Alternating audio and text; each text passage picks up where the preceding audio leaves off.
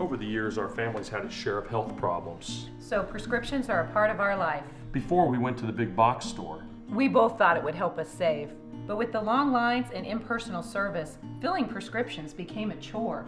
That's when a friend recommended D&H. Now Tristan knows our prescriptions. Brenda always helps us find the right vitamins. And after Dad's fall, Monica's been a real expert with all our home medical needs. All without the lines. Trust and service. That's our D&H.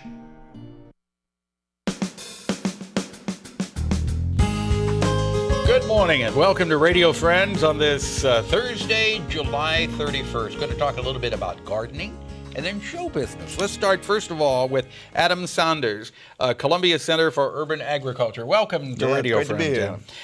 If people aren't familiar with what Columbia Center for Urban Agriculture is, tell us. Well, we're a nonprofit here in Columbia. We have a 1.3-acre urban farm just a block south of the business loop in College. And from there, we have kids groups come visit us throughout the school year, learn about vegetables, where they come from, meet a farmer. We have people of all ages through K through 12 and through college, and adults people who want to learn more about where vegetables come from, how to grow vegetables. And that's one of the best ways to learn is by getting your hands in the soil. Oh, there's nothing better than that, is there? That's right, because you can really see it and build your comfort making decisions in a garden. Because if you're new to gardening, you got to kind of figure out, well, what do I plant? When do I plant it? How do I plant it? And it can be a little overwhelming at first, but after some experience and some coaching, it becomes second nature. Exactly.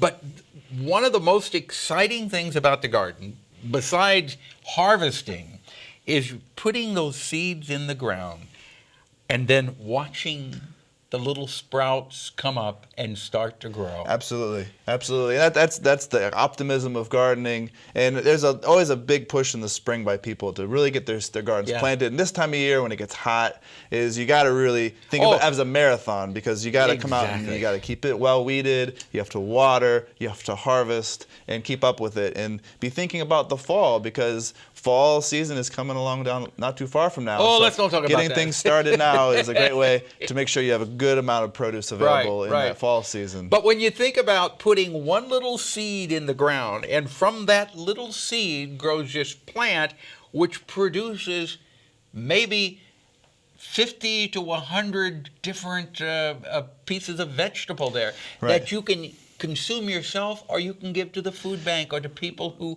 do not have vegetables. And we work with a lot of folks one-on-one. We have a program called Opportunity Gardens. We work with people at their houses and to help them garden at home. Even if it's one tomato plant, they're involved in agriculture. Yeah. They get the experience. They get the confidence to try it again the next year and try something new. And there's nothing better than just taking it and eating it right from the garden. That's right. And that experience is something that we love to share with people. Yeah. So, and you also have the Hootenanny coming up in the fall. Mark your calendars now. October 4th is our big Harvest Hootenanny. It's at the Urban Farm. We shut the street down. We serve a big Missouri meal. Okay. We have live music, games, the whole bit. Well, we'll have you before then. But tell me, if people want more information on the Columbia Center for Urban Agriculture, what do they do? You can go to our website, columbiaurbanag.org, or call us 573-514-4174, or just come by the Urban Farm anytime, 1207 Smith Street. Do you need people to volunteer to help out? Absolutely. We always have volunteer needs and donation needs, unfunded needs. So contact us, call us, and we'll be happy to talk with you. Thank you, Adam. Thank you. Okay. Now, we're going to talk about Talking Horse Productions, and I want to introduce you to two guys here telling us about Freud's Last Session. That's the name of the production, right? That's Freud's Last Session.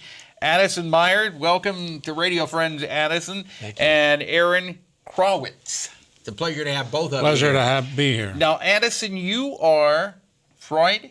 Yeah, I'm Sigmund Freud. And Aaron, you're playing... I'm the author of C.S. Lewis. Okay. And this is Talking Horse Productions, and you open tomorrow, Tomorrow night, right? Well, tell me about the production itself. Well, it's about an hour and a half of a meeting between Sigmund Freud. It's a meeting that never happened, but it's a hypothetical meeting. In 1939 in London, Sigmund Freud escaped the Nazis and moved to London. And this is 2 weeks before his death. But a lot of things are happening in London. The Nazis are bombing, and the Germany and Poland have just gone to war. So there are lots of things going on. And he writes to C.S. Lewis Freud obviously is the atheist. C.S. Lewis is a Christian. He brings C.S. Lewis to his apartment to have a discussion about what's going on and the difference in their philosophies. So how does the discussion go?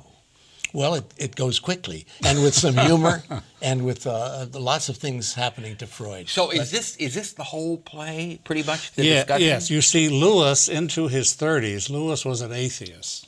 And he had a conversion experience and became then a major spokesman around the world, really, for Christianity. So Freud wanted to know where he had gone wrong.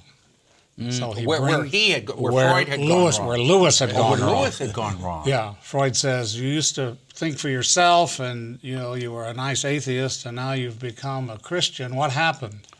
So how does this end? There's a give and take that goes on. It's very balanced, and it ends with them parting with very warm feelings between themselves.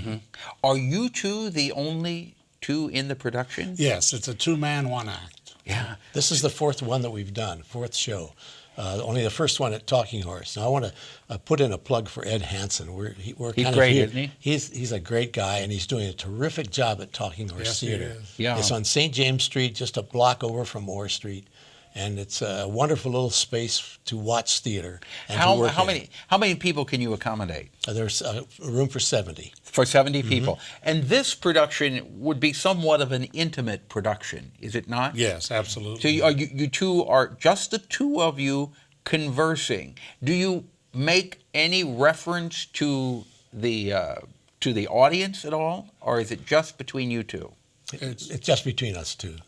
Just between the What two. is the most difficult part of doing a show like this with just two people? It's concentrated. Of course, the lines. We have every other line for an hour and 10 minutes.